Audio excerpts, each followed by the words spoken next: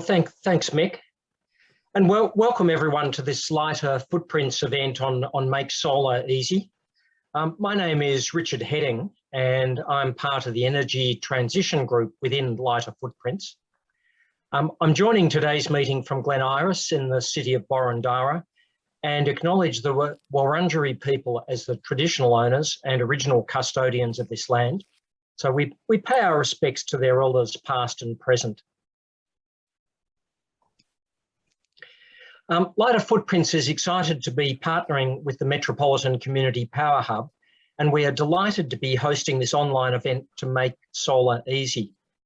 We will be providing some fantastic information and hope that it will help you find answers to your questions on solar power and, most importantly, to take the next steps along your journey towards installing or upgrading your solar power system. Look, rooftop solar is so popular, slashing energy bills, lowering your carbon footprint and moving towards energy self-sufficiency. However, for many people, the biggest barrier is access to the right information. And this is where the Metropolitan Community Power Hub can offer independent advice, connecting you with trusted suppliers and discounted solar. The agenda tonight will comprise a 30-minute presentation from Peter Mercurio, who's manager of the Metropolitan Community Power Hub. And we also have Lachlan Hensey with us from the Metro Community Power Hub.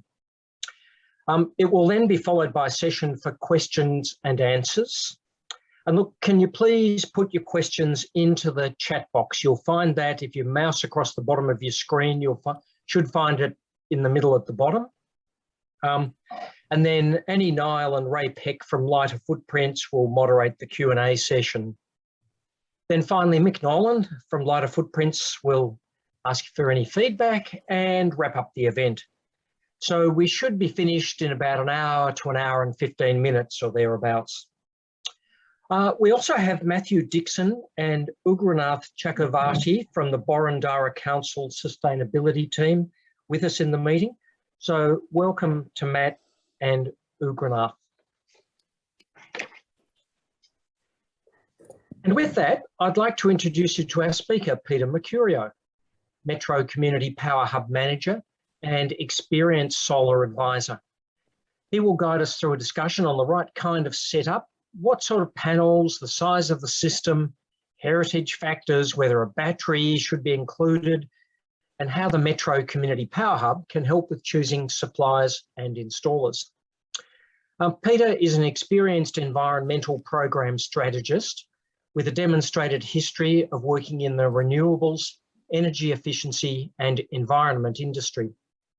He's skilled in solar and energy efficiency program development and evaluation, environmental awareness, renewable energy and energy markets. He's a strong business development professional with a Masters of Environment, and he's currently doing a PhD in EV storage and the policies to navigate the implications for the grid and equity. Peter has been the manager of the Metropolitan Community Power Hub for the last 5 years. He has previously worked as an environmental consultant, senior energy efficiency consultant. He's run his own fruit supply business and is the founder of Planet Birth, which aims to plant 1 tree for every child born in Australia. So please welcome Peter. Thanks, Richard. It's a very kind introduction, absolutely. Just one quick clarification. The Metro Community Power Hub is a new thing, but I have been at the RNG Foundation for 5 years. Metro Community Power Hub it's only started the last 3 months, which is pretty exciting in and of itself. And also, Richard, I'd like to plant more trees than 1 for every newborn child. You can buy 10 per child, buy 100, up to you. Check out the website for the details. But without further ado, I want to jump straight into it because we've got a bit to go through because as you probably know or might know, the energy world is getting a lot more complicated. And now I think Mick's going to help me with my slides tonight. So I appreciate that, Mick. So feel free to bring them up and we'll get cracking. And just for a bit of context for everyone, I am familiar with Boroondara, having grown up in the area, playing for Camberwell Sharks as well, great footy team. and going to school at St Joseph's Primary on Glenferrie Road. So, and school and high school, and my dad used to own a cafe there. So yeah, I do have quite an affinity for the area, and I really do. Yeah, I appreciate me being here tonight and working with Lighter Footprints. It's a huge thing for me. But first, we'll jump into about the RNG Foundation, because some people may not know or have heard about the RNG Foundation. So next slide, please, Nick. Thanks. And it's pretty interesting because I hadn't myself heard of the RNG Foundation. I was working in America for about 5 years, working with retailers and utilities about energy efficiency and evaluating energy efficiency intervention programs that utilities would run. And I got back and there wasn't really much work in the energy efficiency world, unless you wanted to like go from house to house selling LEDs, and I wasn't that keen on doing that. So the RNG Foundation, as you can see there, was actually started by the Yarra City Council well over 10 years ago to be set up as kind of like a link between climate community action and council-led action. So we've really found a niche in council-led solar programs. We've run quite a number for councils right across the state over the past 4 years or so, which I'm really excited to now bring into the Metro Community Power Hub. We help businesses with energy analysis. We install solar PV for households and businesses, do energy efficiency assessments, do a whole range of things. What you may not know is Boroondara has about 13% penetration of rooftop solar, which may not seem like a lot, but it's actually a pretty good amount. The country average is about 25%. When I say it's pretty good, there's so much room for improvement on that as well. But this is kind of where we come in. Next slide, please, Nick. So just a couple of photos here. The top right is probably my favorite. Through some of our programs, I was able to negotiate with our commercial partners a free donation to the Collingwood Children's Farm for their 40th birthday, year before last, I believe. Yeah, there are people there, so it must have been. There's Costa from Gardening Australia on the top left. And one of my other favorite things I like to do is on the top left, where a few years back now, helping a lot of vulnerable residents of Yarra, particularly our public housing residents, with switching and helping them understand their bills. So we assisted about 400 residents with that program, which ended up leading to about $20,000 back into their pockets cumulatively. So it's a pretty big deal for me working in that area. At the moment, we're trying to develop what's known as a power purchase agreement to get all the public housing residents on a dedicated wind or solar farm.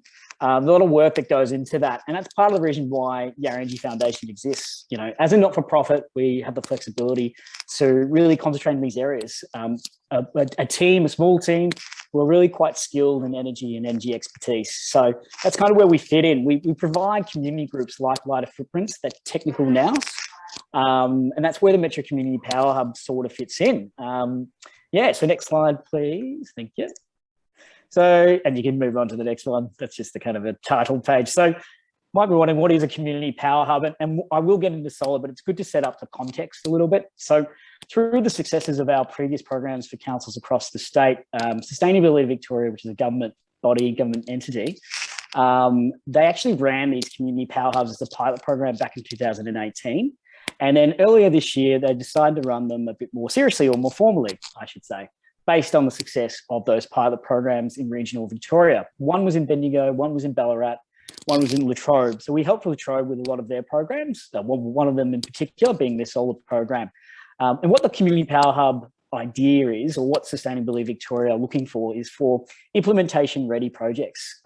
Someone who can develop and deliver a pipeline of acceptable, socially acceptable, financially feasible and responsible and technically viable projects across the region. So fortunately, we were one of the groups we are the main group in Metropolitan Melbourne to run that. So it's a bit of a coup for us in some respects, but you know, it wouldn't have happened without the work that we've already done with a lot of climate community groups in the past, and our successes with our solar programs with our council partners as well. Next slide.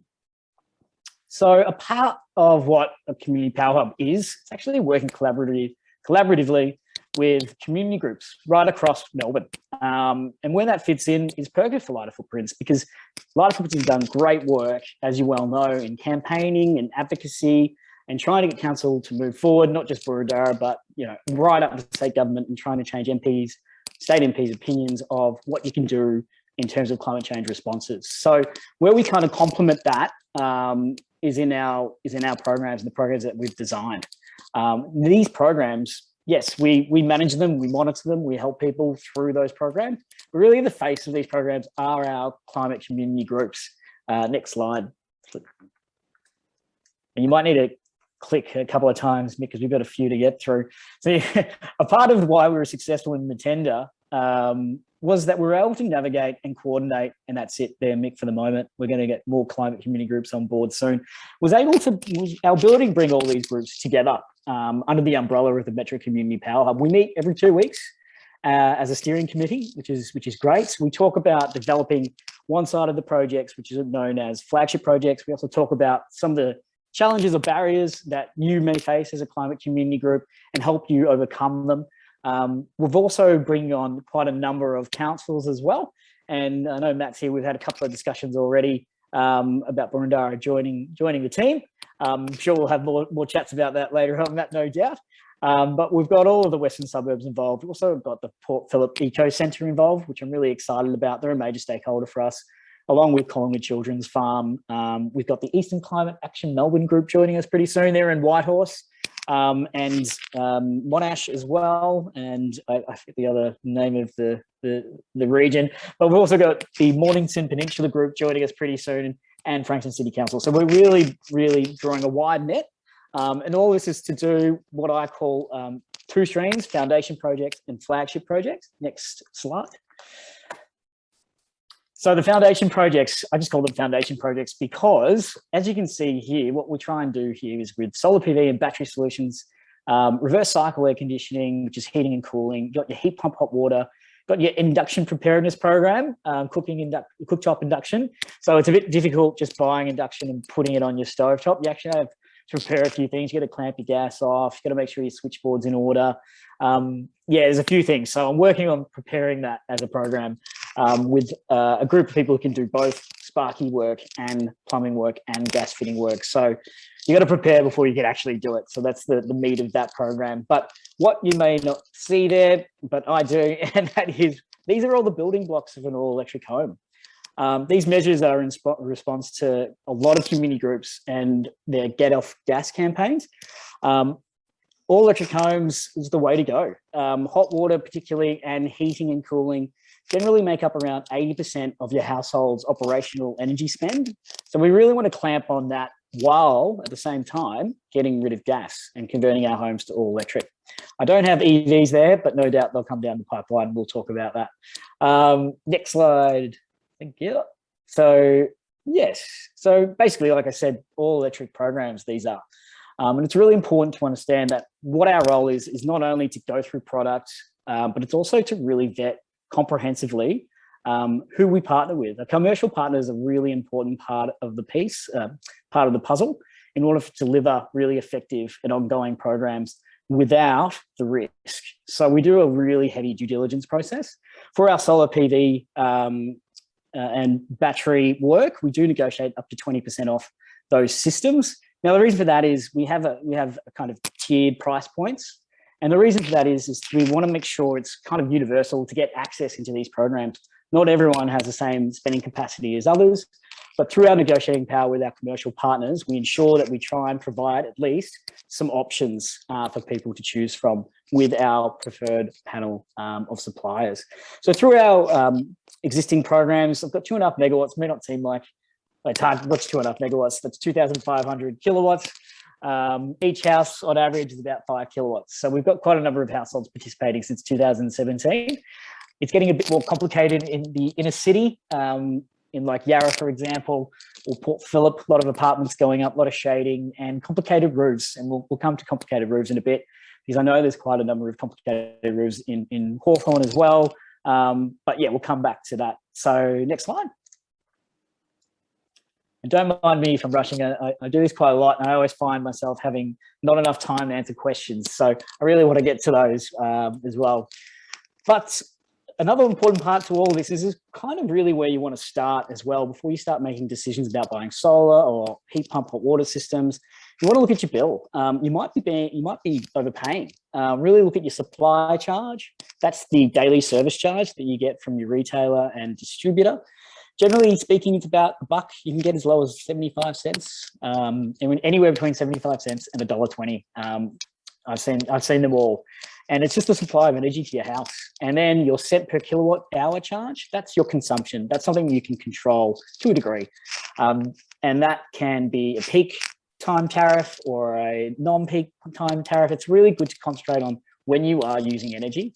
They all come into play. A really good website, Lachlan, if you can just throw that into the chat, is a compare.vic.gov.au website. You can really compare fairly, unlike some other websites where commercial retailers will pay you to get at the top of the list. This is a government website. It only puts the top providers at the price point that you're selecting and your green power that you're selecting when you're entering that. And again, and there's 25 retailers out there. There's so many, it's ridiculous. It's really complicating the whole system.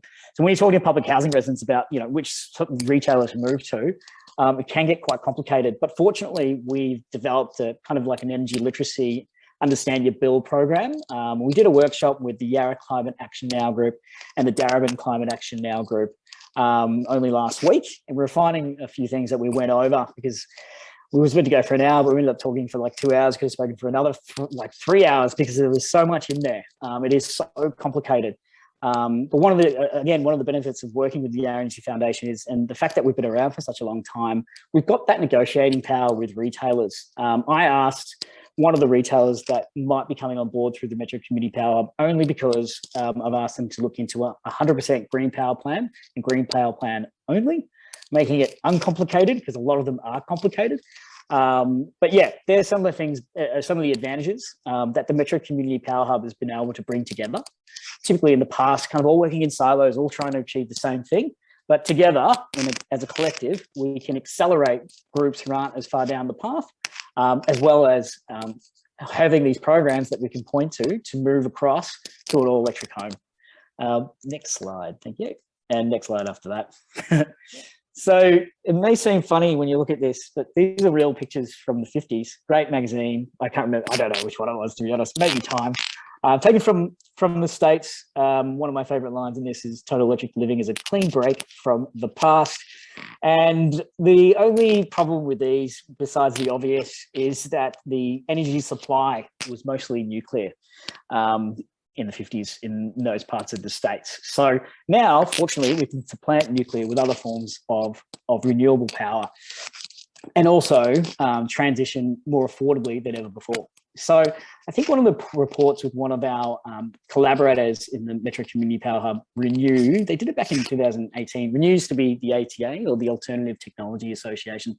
So if you have a house with 5 kilowatts of solar PV, we may not know what 5 kilowatts is naturally, but we'll go into that, would save you in the order of $9,000 to $18,000 over a 10-year period, even in Melbourne, which is pretty crazy. That's a lot of money to save after, well, at all. So it's worth investigating. And I think that's where we come involved. You may not be able to do solar PV right at the minute. Next slide. But you might be able to do insulation. You might be able to do draft proofing. You might want to upgrade your windows to double glazing if you have it. You might want to look into doing induction. You might need a solution for your home that might be too big for one solar-free reverse cycle split system, or maybe you do. So it's one of those things where we can provide you real independent energy advice on, the steps you should take and when. I think that's a really important aspect to what we're trying to achieve here, and that's moving to an all-electric home. So, I strongly advocate, doing it from a step-to-step process, and the reason for that is, it's okay. I kind of feel guilty saying that, but sometimes you got to be realistic with what you can do at your present time. If you can do everything, go ahead. That's wonderful. Do it for sure. But yeah, it's always good to bounce these ideas off the team here at the RNG Foundation through the Metro Community Power Hub. I'm not sure if anyone's heard of the Grattan Institute. They're a really good think tank down in Carlton. Basically, they've done a lot of research in this area, and a large home across Melbourne can save about $1,000 per year just by disconnecting from gas. Which is a sizable chunk of change. That can go towards your electric vehicle. So all the savings you're making, perhaps you put it in a pool of funds or a swear jar and you save it up for something like that. Yeah, so I'll go into that momentarily. EVs is a big topic for me. Next slide. So I mentioned this earlier, the procurement process that we go through. I wanted to re-emphasize the importance of this. We can't run any of our programs of the past that's led by council without conducting a really rigorous procurement process. It's a real risk for councils to run any sorts of programs. It really is. And the reason for that is you don't want to see complaints. You don't want to see write-ups in the Herald Sun. You may have seen one in Dandenong City Council recently where they'd signed up to a solar program, which is great, but they didn't get as many people through and they were like called out for it. And the fact of the matter is COVID-19 has impacted a lot of progress in this area. But at the same time, you need partners to really boost and promote these types of programs, which is where the partnership we have with Lighter Footprints is really, really important. But some of the things I wanted to touch on when we're looking at, when we're reviewing and evaluating our suppliers for our preferred panel is a few things. So we've got to be a sole leader. They have to have competitive and fair pricing structure. We're not looking at going to the lowest or the bottom rung in terms of pricing. Obviously, when you're spending that amount of money, you're probably not going to get the best product. And what we mean by best product are high quality tier 1 products. So all our preferred panel of suppliers only use tier 1 products. And I'm talking specifically about solar and battery for tier 1. That's an international Bloomberg financial rating tier 1. Basically looks into the financial health of the manufacturers of those products. So we know that they're going to be around now and into the future. Our providers have been around for well over 10 years. And in my time, I've only really needed less than half a dozen people to access a warranty for their inverter for their solar system. So, you know, the product does work, provided that it's tier 1 product. It's all about workmanship. And that's what we really strive for and look for when we're evaluating these groups. Next slide. So, as I said, yeah, for well over 10 years. So they're a stable partner moving into the future. As you probably have seen in the news, particularly over the past 5 years, you'll have like fly-by-night solar companies that come into the mix. And then when there are no rebates, they go out again. So you can be confident with the due diligence processes that we have in place because we have a lot to lose on ourselves. There's a lot of integrity that's come and built with a trusted not-for-profit. So yeah, we really pride ourselves on that due diligence process. Obviously, City of Yarra look into that as well. When we do partner with council, they oversee a lot of that due diligence as well. And we come to a mutual decision. Clean Energy Council, it is the leading body that governs over whether or not some solar companies are approved retailers or approved and accredited installers. There's a little bit of distinction there. I won't go into that, but it's a really important aspect and a key component to what we look in when we're looking at preferred suppliers. Next slide. Yeah, so one of the things that we like to see when we're reviewing people and groups is whether or not they have strict adherence to those rules, particularly the wiring rules. That really is the lifeblood of your system. The inverter acts as kind of like your brains, your solar panels are the heart, and the wiring are your veins. So it's an important aspect to look at it in terms of that. But we want to make sure that our suppliers, continue to do the work that they are doing. Sometimes, and I've been a bearer of this, suppliers' customer service just drops off for whatever reason. They're not getting back to people on time.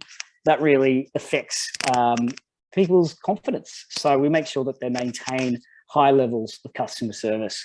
So with that all out of the way, and again, that's a really important part to this, you've got to make sure you partner with the right solar companies. There's too many out there.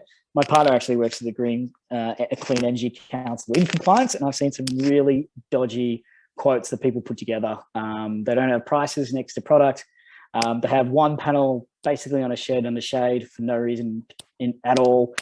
You still see it. So it's really important that you work with the right solar companies. Now, if you want to look at using a solar company that's outside of who we partner with, but you still want us to review it or sense check something, you're more than welcome to. Next slide, please, Nick. So I've got a little GIF. Yes, the GIF does work. So basically, I like this GIF. It's very simple, and it should be. When the sun is shining, your solar panels digest that sunlight into DC electricity. Then those panels, and then after that, it gets converted into AC or alternating current for power use in your home. So That means your fridges, your dishwashers, your pool pumps, whatever you've got consuming power in your home, that's how it operates, which is why I say the inverter acts like your brains, and your panels like your heart. We got all these emotions, and we got to really understand what they all are, and then we convert it into brains, typically speaking. And then after that, I've got the battery there on the side there. So essentially, if you're producing or generating, your panels are generating more power than you're using at that specific time, that excess either goes into a battery, either goes into a hot water heat pump system, potentially, and I'll talk a little bit about that. And if not, that goes back into the grid as export. Now, you may have seen recently that maybe and potentially you'll be charged for that. That is a long way away. So don't be too concerned about that. I wouldn't be. And also, it's just talk. It may not happen. There's a lot of people pushing against it, and it's very likely that's the case to continue. Yeah, so basically you've got clean energy from the sun. It's your power. It's pretty crucial and pretty important that, that's how we kind of look at things going into the future. It's not so easy to rely on the grid so much as we move into the future. A lot of this kind of energy distribution is really going to be software driven. And what I mean by that is some of those inverters in the back end, and we'll have an online dashboard. A lot of them do today. If you got access to that from a software company, you might be able to deliver energy to whomever at any point in time. So the RNG Foundation, we're really investigating into what's available today. And what I'm talking about is a virtual energy network or a virtual power plant. So these are very real things, and they're happening. I wouldn't buy into the hype just yet, but we're definitely moving towards that zone. So if you don't have solar, you're not really able to participate in that new market. Next slide. So I'm just going to go through a couple of examples, I suppose, of solar installations. And to be fair, I know you guys have probably seen quite a number of these over the years when you're walking around the street. So I don't want to spend too much time on it. But some things to take note. If you've got different arrays, they're known as split arrays. So you've got a few there in that photo. That's an additional cost, roughly about $150. It depends on the supplier. Some suppliers might charge you $250, and you should question that. It should be around $150. The double story fee is another charge. I can't tell if that's double story or not, but that is an additional charge. Reason for that is just costs when it comes to, you might have to hire a scissor lift, for example, but also additional safety measures that they have to include. When you have split arrays as well, that does add to the cost in terms of wiring. So you might want to just double check with your solar provider when you're looking into that. Also, you've got tilted aluminum frames in that photo. Typically, that'll come with an additional cost. Not that expensive though, so I wouldn't worry about that too much. Next slide. Next slide's a really good example, and the following one will be a really good example as well of what I would consider to be a great example of the use of micro inverters.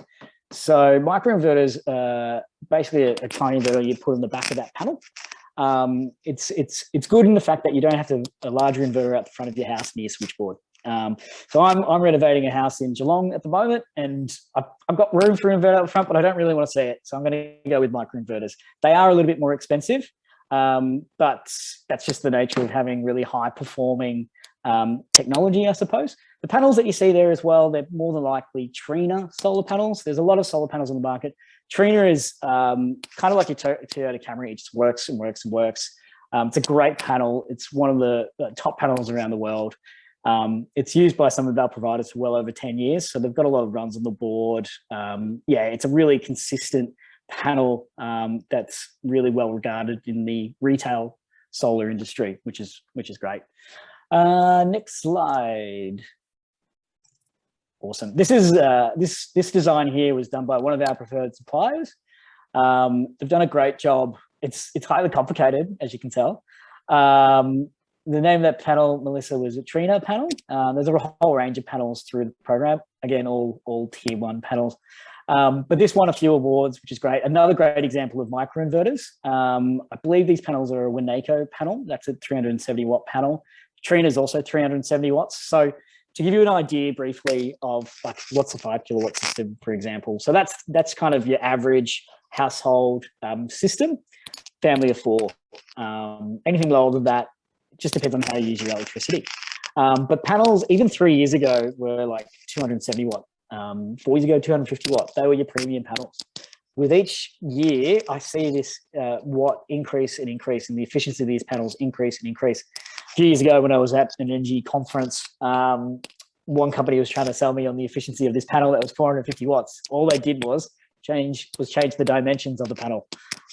So a bigger panel means you've got more wattage. That's pretty simple and basic. But these are the same size as your regulation panels. Are about 1 meter wide, 1.5 meters high. Yeah, but you're looking at 370 watts now. So 370 watts times 10 gives you a 3.7 kilowatt system. So that's really important too. If you've got a smaller, cottage, Victorian cottage, or you're in a unit, for example, do know that 3 years ago, you wouldn't be able to get nowhere near 3.7 kilowatts. It was probably 2.5 or something around that range. 2.5 is okay, but 3.7 is way better, pretty much for the same price as you're paying for today. Another great investment when it comes to the microinverters, they work really well under shade. They monitor panels individually. So if they're all on one inverter, it wouldn't be able to do that. So all the panels are affected by shading of one panel. So it's really important to know your roof. There's tiles on that roof. You can put solar panels on tiles. You might have a couple that will break. If they're up front, the solar preferred panel, that might be the case.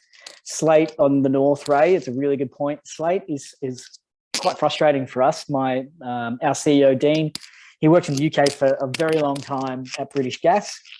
They actually had, I believe they had solar programs. They had a lot of energy efficiency programs. But solar was going up on slate roofs there. Every second house is a slate roof in the UK. Here, unfortunately, solar companies won't touch slate. There is one company that will put in racking on slate, but they don't do solar. So that's pretty frustrating. And then the solar company won't use that racking because it's not their people doing that. So they can't carry the warranty if they stuff up the racking. So it's almost it's a no on that in that respect, right?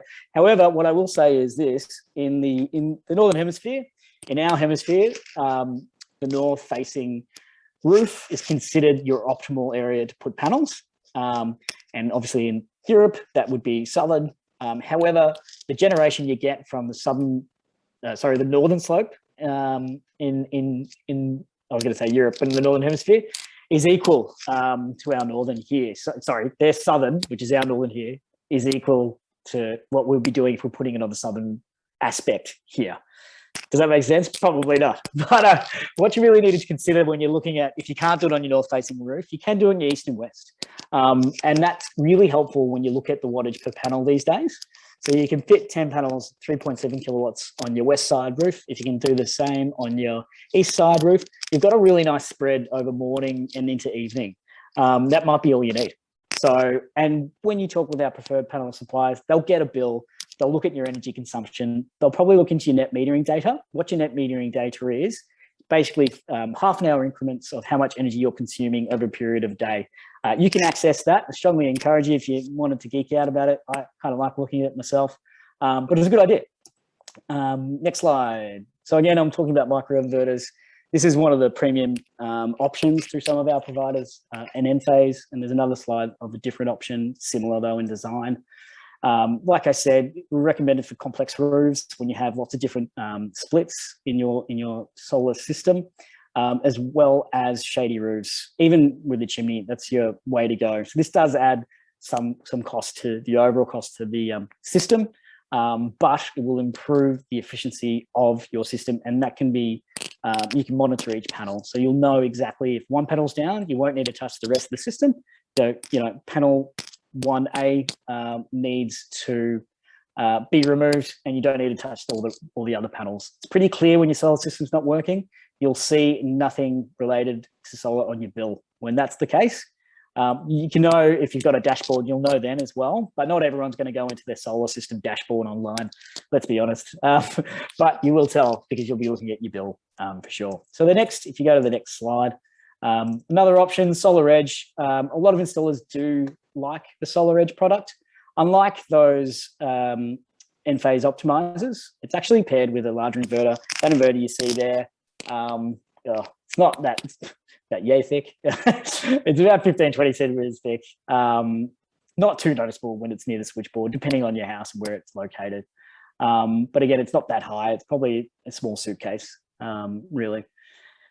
Each panel, again, operates independently. 12-year inverter warranty, 25-year optimizers. Those optimizers, that little black thing down the bottom there. So you've got really good warranties and serviced in country, those warranties as well. And if there is an issue with that, you know, and you're not getting anywhere with the solar provider, even if it's not ours, you can come to us and we'll try and sort that out for you.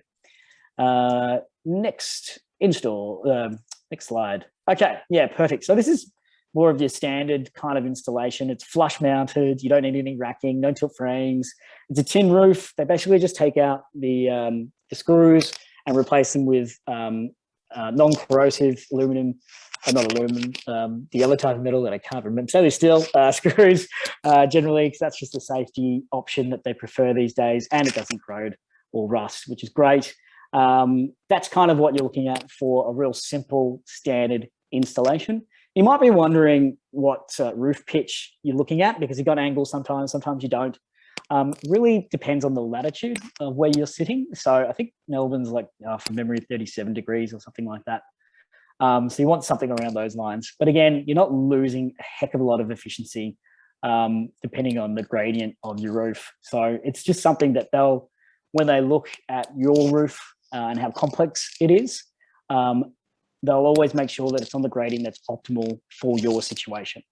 It's very important to note. Again, some solar companies out there wouldn't look at something like that, but through the comprehensive due diligence process that we undertake, we de-risk this process for you guys at home. It's probably a good time. There's kind of entry-level inverters, and there's nothing wrong with entry-level inverters. I went through the high-end products, and there's nothing wrong with entry-level stuff either. So what we're looking at is like a sun-grow inverter, a Solis inverter. That would be paired with a Trina panel, for example.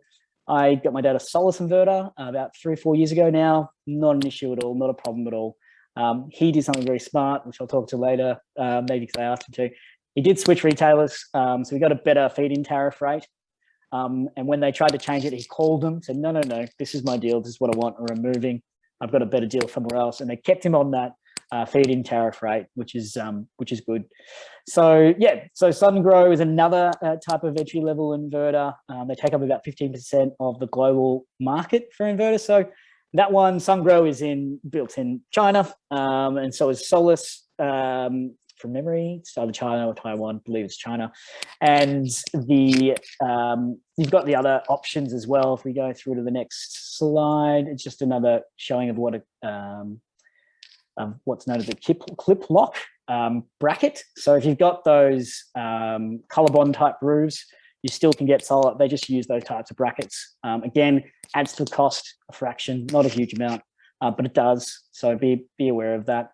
More brackets to handle the wind load. Generally speaking, solar systems and the racking that they put in actually strengthens your roof structure, which would have been helpful. Where I'm staying at the moment in Monbulk, up in the hills, it was pretty crazy the other week. But I wouldn't be too concerned about that. With your premium panels, they kind of have a higher threshold as well. Well, like LG Chem, for example, Winneco, for example, they're really premium panels that you can purchase through programs like ours. So they have a high threshold for like hailstorms, for example. That's kind of the main difference. They have a longer longevity, even though panels are meant to perform up to 80% as they first function the first day you put them in after 20, 25 years. That's a really long time, but these panels go beyond that, which is pretty exceptional. Also through the program, there's kind of like your, what's the right way of describing it? So you got your entry level, and the next one up from that is an SMA or Fronius inverters. SMA is German, Fronius is Austrian in design. They are moving a lot of their componentry over to be manufactured in China, but they are overseen by a lot of European designers and European companies themselves. So the quality is still there. All our phones, TVs, they're basically built in China now. So it is something to know. I wouldn't be too wary about it because it still has to meet all of our Australian guidelines and regulations too. Next slide. So this is a bit of you got a bit to interpret, I guess. These will be on your bills in different kind of bills, in your quotes, in different forms. It says exactly 100% annual kilowatt hour produced by solar power at 16 kilowatts. So 16 kilowatts, I'm going to break that down for you. What 16 kilowatt hours is actually a 4 kilowatt system. I'm using general numbers here. In Melbourne and south of Melbourne, the rule of thumb is we get 4 hours of sunlight on average per year. So they use, or per day, across the year. So you use 4 hours times your system capacity, so 4 kilowatts, and you arrive at 16 kilowatt hours. So on average for a household of, in this instance, probably 2 people, you're looking at 4 kilowatts per person per day usage, which again is different depending on how you consume your energy. But generally speaking, 4 kilowatts is used per person per day. So let's say 2 people in this instance. So you try and cover what you can, but you're covering how much energy you're consuming, but not at the right time. So the estimated annual savings for this bill is probably around the 60% mark because you've got that nighttime usage. So it's important how you start to use or optimize your system when you do get one. Next slide, please. All right, so battery options. Yes, there are battery options available through the Metro Community Power Hub and more widely. I would argue they're still quite expensive. The return on investment isn't there. Solar's about, if you can get the rebate, it's about 3 years. If you can't get the rebate, it's about 5, somewhere around that mark. Again, I say it like that generally because it's all dependent on your consumption and how much energy you use. So, but they're rough numbers to guide you. Typically, a battery warranty is about 10 years. Your return on investment of the battery is well over 10 years. You're starting to see, about 11 years. I would argue there are other options coming down the pipeline, like community batteries, for example. I would also argue that electric vehicle storage is more than likely going to see these household batteries be quite antiquated in its technology. Electric vehicle has 4 times at a minimum the capacity of a household battery, like a Tesla, for example, or even a Rebate battery. And you're not going to use that in your car all the time. So you'll be able to have what's known as a bi-directional flow, where you can plug in your car to your home and draw off the power in your car at night. So pretty exciting. There's a great company called the Good Car Company. They sell secondhand electric vehicles bought from Japan and Korea. Those cars are about 2 years old. In Japan specifically, their registration costs increase every year the older that car gets, which is insane, but that's how they've moved a lot of their fleet across to electric vehicles. If anyone's interested, feel free to email me about electric vehicles. Happy to answer your questions at another time. Lachlan, feel free to put my email in the chat if you'd like. But look, batteries, you need to look at your switchboard, got to prepare your switchboard. Got to have space on your switchboard to get a battery. Your battery will always be connected to the grid as well. So you'll never necessarily be able to go off grid, unfortunately, not in Melbourne at least. It's a very expensive prospect if you were to. Next slide. Hey, Peter, I'm just glancing at my watch. Yes. And I don't want to cut you short because there's a lot of really good questions coming in the chat. Yep. Do you want to go to questions? I know there'll be a lot of people, keen to get to that part. So yeah, absolutely. I'm just trying to check. Okay. Next slide. We'll get there. So these are some well-known batteries. Won't go into too much detail. Like I said, batteries do work. Batteries are expensive. Rebate's great. Built in Australia. They sell them in modules, unlike the Tesla Wall, which is one size fits all, but it doesn't. Hot water heat pumps. Time your solar to heat pump hot water units. Heat pump hot water units are about $2 to $5 grand, depending on the size that you need. You can tie that into your solar generation. Retains the heat for 24 to 48 hours. We've got all these products through the through the Metro Community Power Hub. Next slide. You got an integrated system on your left. You got a split system on your right. Which system is better? They're both very, very good. It just depends on your situation. I've said that it seems like a running theme, but it does. Always look to go get quotes first. Sense check them with your energy professionals. Next slide. And that heat pump on your right, $185. It's about 4 to 1 in terms of efficiency over regular or regulation hot water units. That's massive, or 1 to 4 rather. 1 energy input in for 4 energy inputs out. That's $185 for the cost per year on average. That's actually a lot lower. This does not include solar PV connected to your heat pump. So it's a really great technology. It works in a similar fashion to a refrigerator, just kind of in reverse. Next slide. We're going to miss, yep, we can, you can actually tie these into hydronic heating. So if you've got an existing hydronic system, you can get heat pumps to do that. It is an expensive prospect though. Think around 10 to 15, maybe $20,000, just depending on your situation again. Again, this is expensive to do when you're trying to change it over. It might be one of the last steps you do in your whole step to go towards an all-electric home. Next slide. There are rebates available. I'm not going to go into too much. A lot of us won't be able to claim those rebates anyway. There is a battery rebate. However, it's about $3,500. Really good prospect. Does make the prospect of batteries more financially feasible, or the returns a lot better. One of the sticking points to me, though, is the combined household income of less than 180,000, which will preclude some of us as well. Next slide, Nick, and next slide from that.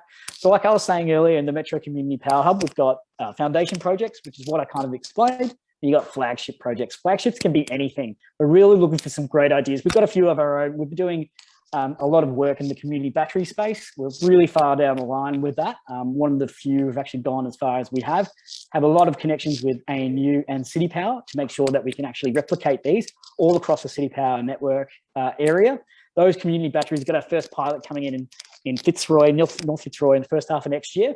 Going to prove that business case. It's looking really promising and encouraging. And then the idea is for other community groups to do their own community batteries. That is the idea with that. But if you have one, next slide, Nick, if you have an idea, it could be virtual energy networks. It could be, if you live in an apartment, it could be a community battery there.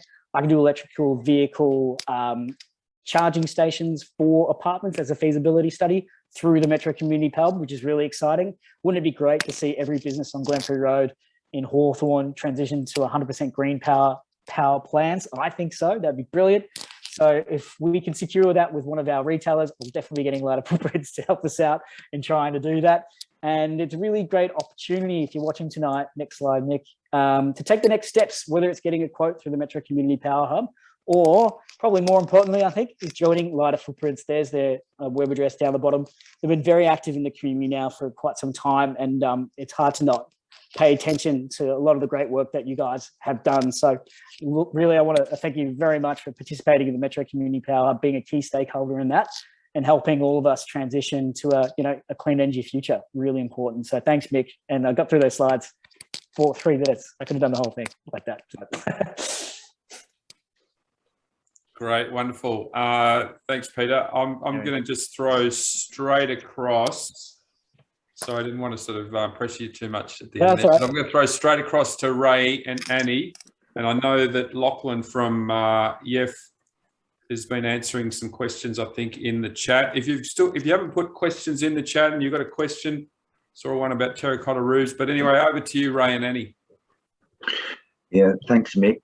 Thanks, Peter. That was fantastic. So much information. Yeah, sorry. I look forward to following up on that. The first question for you, Peter, is one about the tier 1 products. Yep. Are any of those made in Australia? No, as you'll see, a lot of the manufacturers. Well, there are some panels that are Australian made. We don't have access to those through our commercial networks, unfortunately. Not for any reason except for either price point or the product themselves isn't up to their standard. They're the main reasons. The Redback battery is my kind of diamond in the rough, so to speak. Developed by, I believe, the University of Queensland. Why I like that battery option, like I was trying to say before, but I probably was speaking too quickly. They sell the batteries in modules, in 2.4 kilowatt sections or modules. So you can add more battery to it if you need more battery capacity. So that's really cool. You can't do that with a Tesla. You can't do that with a Duracell battery, I don't believe. But forgive me here, I'm not across all product on the market.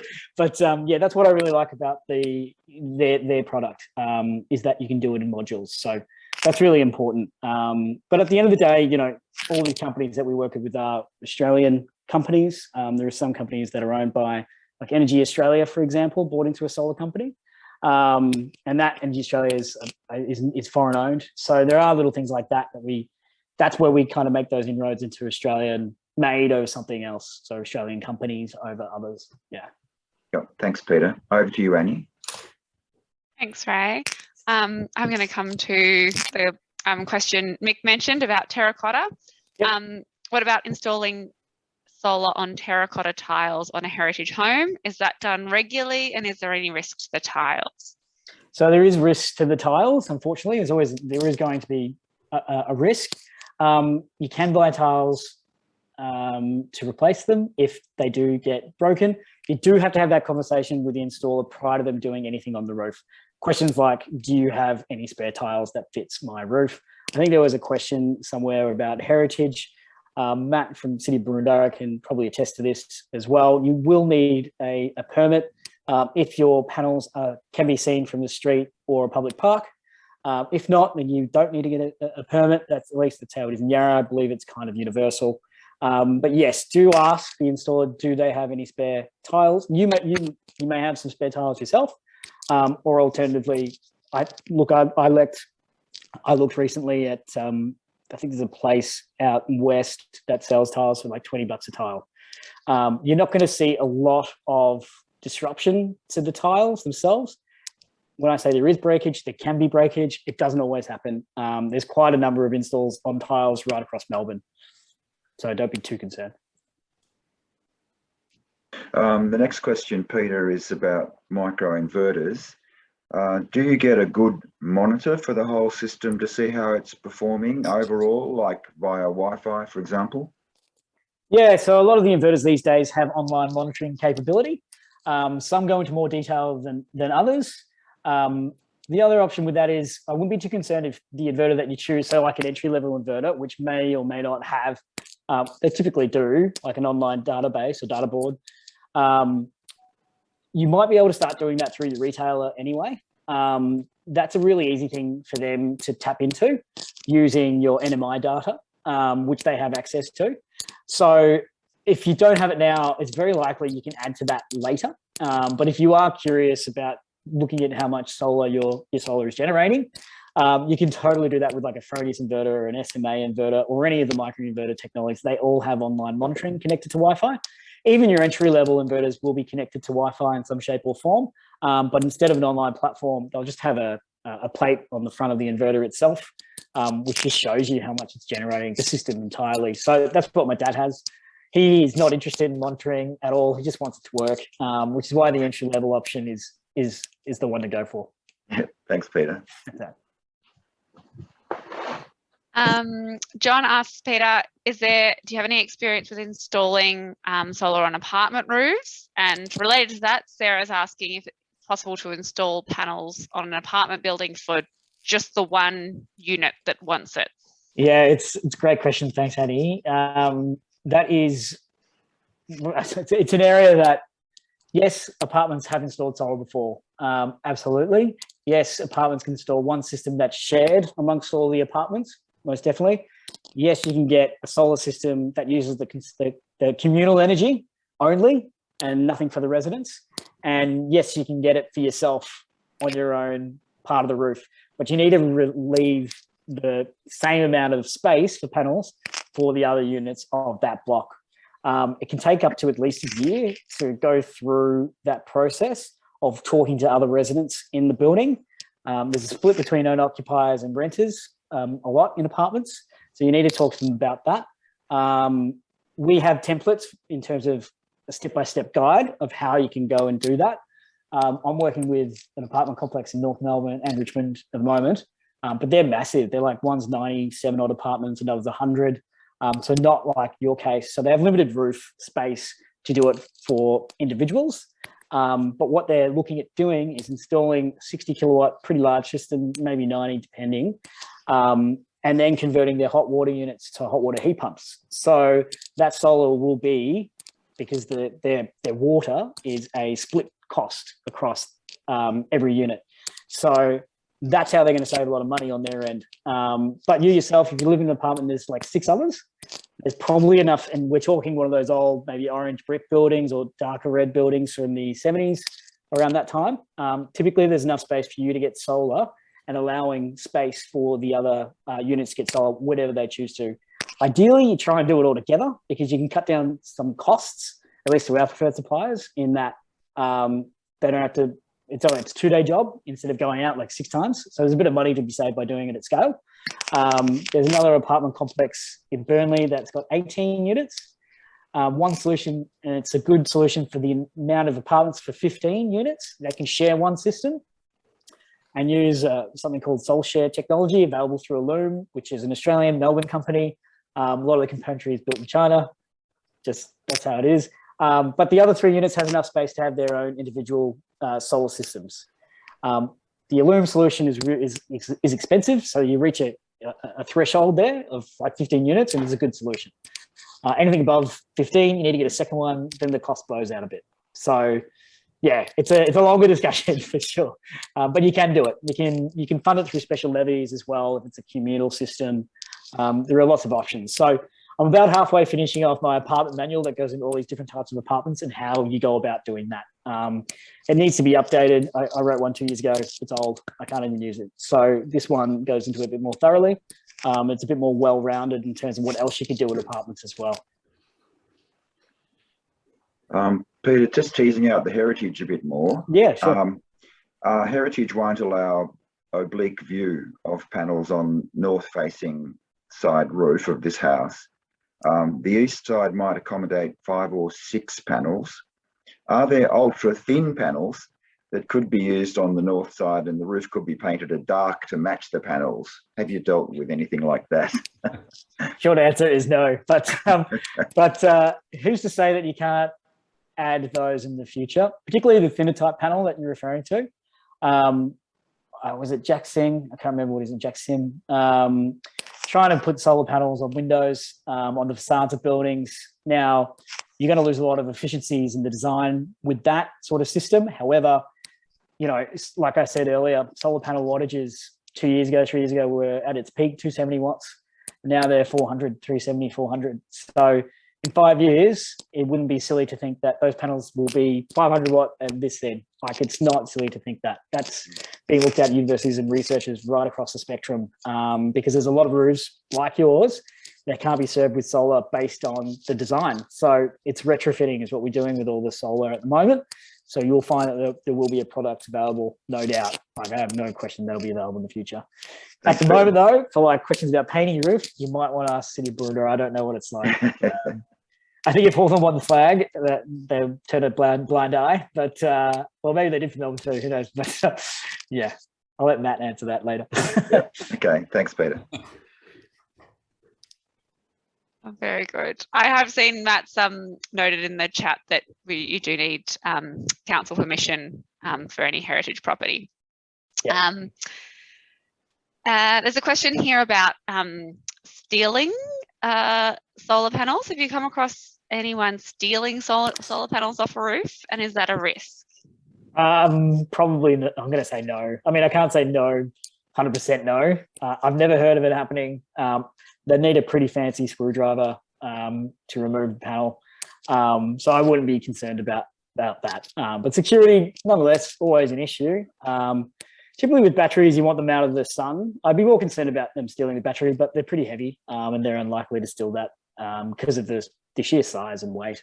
But panels, you know, panels themselves aren't that expensive. Per panel, you're looking at $200 to $400 per panel, depending on the, you know, the premium panel, obviously on the open scale. But yeah, panels themselves, there's not much to them. What about rewiring? Would an old house have to be rewired before adding solar? Again, they would have to take a look at the wiring itself, but the key determinant of that is your switchboard. You can typically tell with the wiring if it's older, it's the switchboard. So they're actually installing new wiring specific to the solar system itself. So they don't touch your existing wiring, but they do need to upgrade your switchboard if there's not enough space on that switchboard. That can be $800 to $1,800, just depends on the cost from the sparking.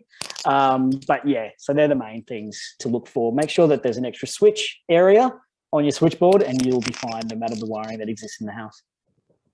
Thanks, Peter. A question on inverters, Peter. Do better inverters convert more solar to electricity? Short answer is no. They don't convert more electricity. They just do it more efficiently. That's all. So yeah, like I was saying, they are the brains of the operation. The solar panels generate the power itself.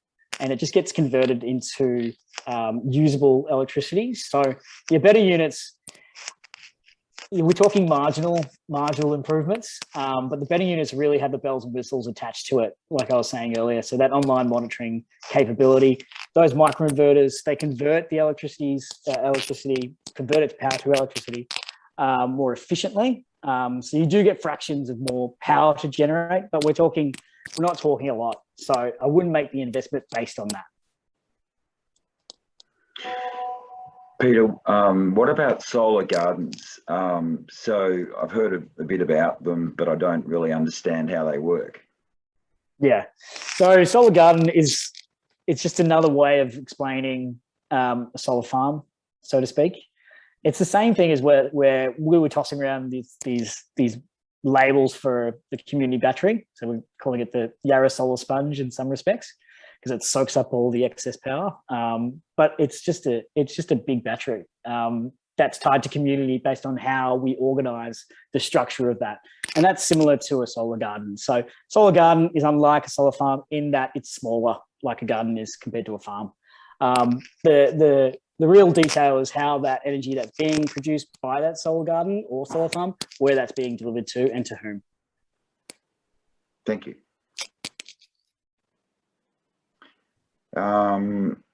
Another question is, do people insure against hail damage normally? No, because that'll fall under the product warranty, so you wouldn't need to insure it. You might want to tell your home and contents insurer that you've added solar to the mix. That might be a worthwhile endeavour. At the same time, like I was saying earlier, these solar panels are tested pretty stringently, like bullets to reflect hail, that sort of thing. They meet all those codes and guidelines, and they go beyond them. I wouldn't be worried too much about hail in Melbourne, maybe in Queensland, but even those tend to last through a significant hailstorm. Maybe not all of them, depends on each panel, you know. There's always a question about whether you should clean panels. A lot of time, a lot of people say they're self-cleaning. They're not self-cleaning. They don't have like pistols on top of them or anything like water pistols. When it rains and they're on a proper tilt, it should remove all the dust and grime from the panel. However, if we go through like a sandstorm, which we kind of do occasionally, or like a dust storm, you might just want to check them, spray them with the hose. That's all you really need to do. Annie's back, I see. So Annie, are you right to go?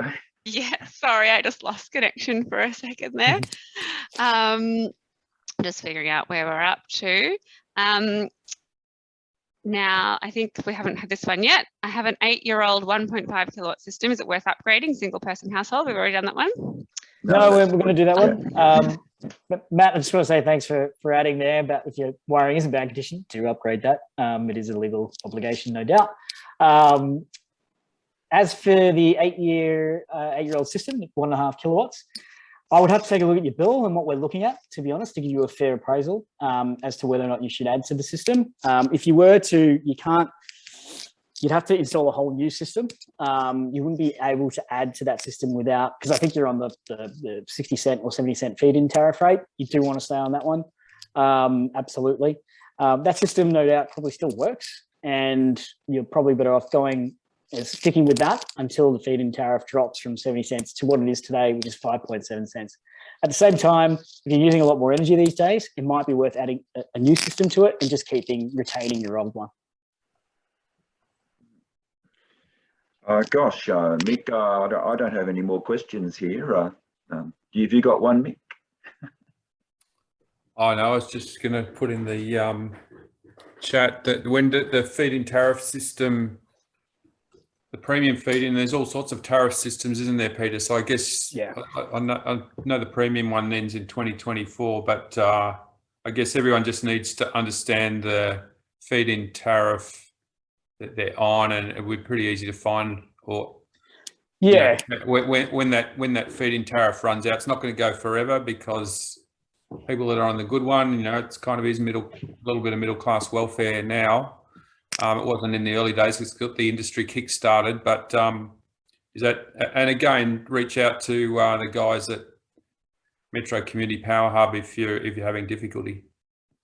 Yeah, that's always a good place to start, and you know, good to check out the compare.vic.gov website. You might be able to shake out a better feed-in tariff rate.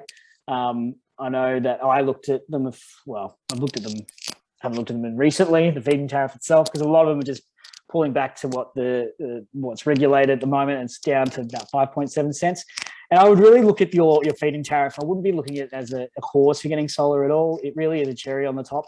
It's not really adding much to how the power that you're generating. You really want to optimize your system. So what I mean by that is you really want to time all your power hungry appliances when your solar is generating.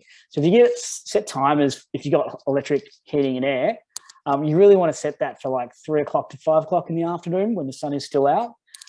That way you can retain some of that heat or cool air when the sun goes down for a couple of hours. So you don't have to rely on your heating and cooling as much. You really want to run your dishwasher in the morning as well, when you get up, instead of doing it at night sometimes. Now, if you're on a really good off-peak rate, maybe it's best to do it then. But generally, if you have solar, it's free power, use it, do it then. Clothes washing again, electric. So try and run that during the day where possible. Just flick it on when you leave before you go out. Simple little things like that really do add up over the course of the year. The hot water stuff is really important. That's real huge chunk of your operating costs as a household. So if you can tie that into a solar system, you'll be looking pretty good financially. And look, that might be something. Just look at Jill Kelly's. That was your question, Jill. I think again, if you've got an old system and you're wondering whether worth upgrading, the comparison to do would be whether to go to a heat pump hot water and move that off gas and start to use more of your solar. So you sort of got to work with someone who can help you do those sums, and you might find you're better off particularly if you've got gas, you might be better off to leap across to heat pump hot water. Yeah. Yep. All right. Well, look, I'm going to suggest we bring the question and answer to a close then. Look, I really want to thank Peter and the Metro Community Power Hub guys and all the YEF guys, the Yarra Energy Foundation. This is, look, such a good partnership. So I know Lachlan Hensey's been on the line from YEF. So YEF and MCPH, they're very much, MCPH is kind of the functional brand now for under YEF, but the people are joined at the hip. So I really want to thank you guys. It's such an exciting partnership. I think people in Burundara and a lot of footprints been grappling for this for a while, and this is sort of right place, right time. I think I've sort of made a note that I think the biggest barriers that we would say would be typically it's not dollars it's for everyone. It's not dollars. It's not the return on investment. It's not the aesthetics. It's more, how can I find a trusted supplier and how can I get independent advice that I can rely on? And this just fits that. So really, really good. Big thanks again. I know Matt Dixon's on the line and Ulgra from Burundara. Obviously, we're sort of all in this together. We've all got the same aim to drive down emissions and drive down costs and do our part for climate change. I'll just shout out to the Mayor of Whitehorse, Andrew Munro. I see he is online asking a question before. And I'd also like to just make sure people draw the link between Sustainability Victoria, which is the Victorian government's, sort of department. It's a bit like, they have different departments operating within Department of Environment, Water, DELP. But Sustainability Victoria guys, they have helped make all this happen. They've created the grant structure around Victoria to help set up these Metro Community Power Hubs and bridge across from, Vic government into the communities, and we're obviously assisting. So that's the way that works out. So, kudos to Sustainability Victoria for making this happen. I am going to now quickly take people through upcoming events and campaigns as we head into a federal election and a state election next year, but also we've got some other really good events coming up. So I'll just share screen and take people through that. Here we go. Can you see that yellow sun? Yep. Yep. All right. So, yeah, Metro Community Power Hub. The site is down the bottom, www.yarraenergyfoundation.org.au. Once you're there, it's pretty straightforward. There's all sorts of ways you can tick a box. You know, you want info on solar, on heat pump, on air, reverse cycle air conditioning. So a lot of information. Tonight is obviously about solar, but that is the same spot. You can fill in the contact point, then you can start to, ask further questions. You want to get in touch with those trusted suppliers, or you might have a question, I've got a system, should I upgrade? Should I go to heat pump? All of that sort of stuff. That's where to go. So contact these guys. Sorry, I haven't gone on to slideshow. Let's do that.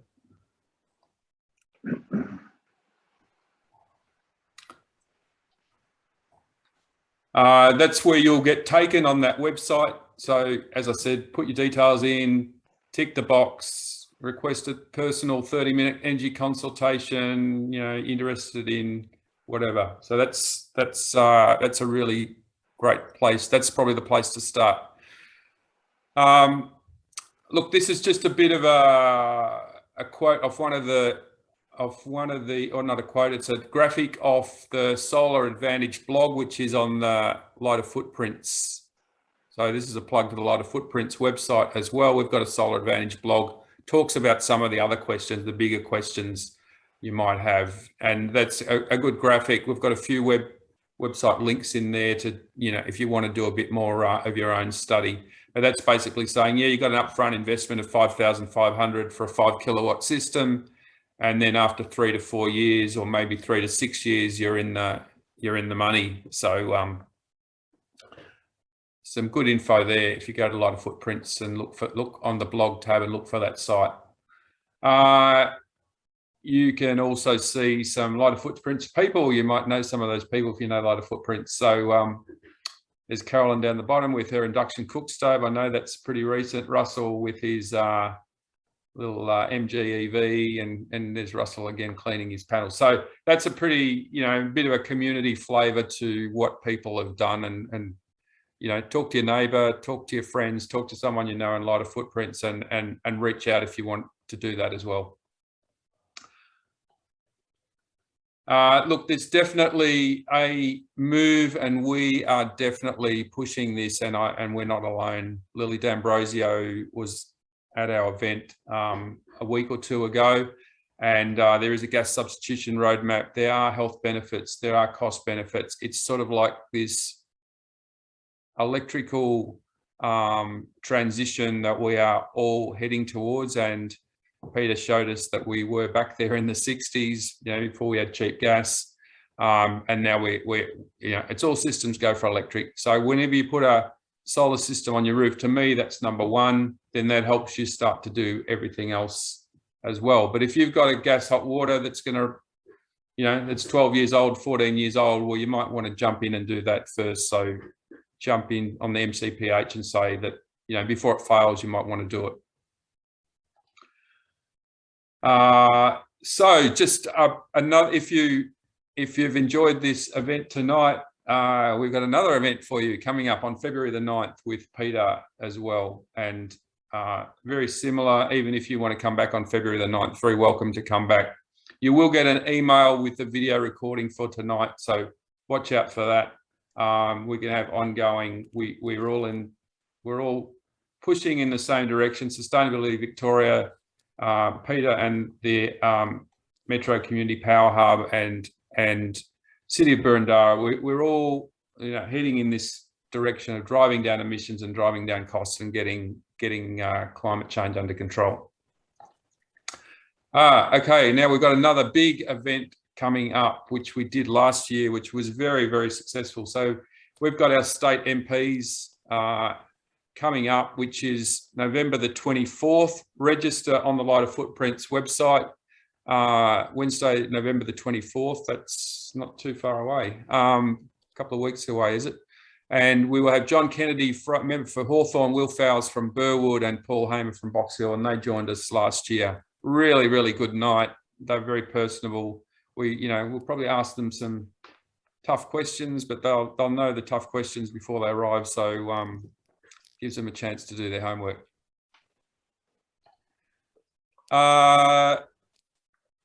There's also our community page gone up onto our website, the Lighter Footprints website. So, we've all been in COVID. A lot of us worried about climate change, not just the dollars, but this is about what people are doing in their community, and we're just trying to, drive those connections even more strongly. And so go and have a look on that. That's a new website, some great photography and some great work done there by a whole lot of different people to start to get that website. And look, if you want to be featured on that, or we might press gang you if you do at one stage. So you're more than welcome to join up if you've got something, or even if you've done something, give us a yell.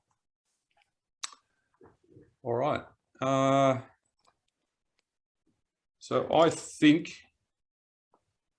I have I stopped sharing? Is that? I think I've stopped sharing. Can you confirm? Yeah, you've stopped sharing, Mick.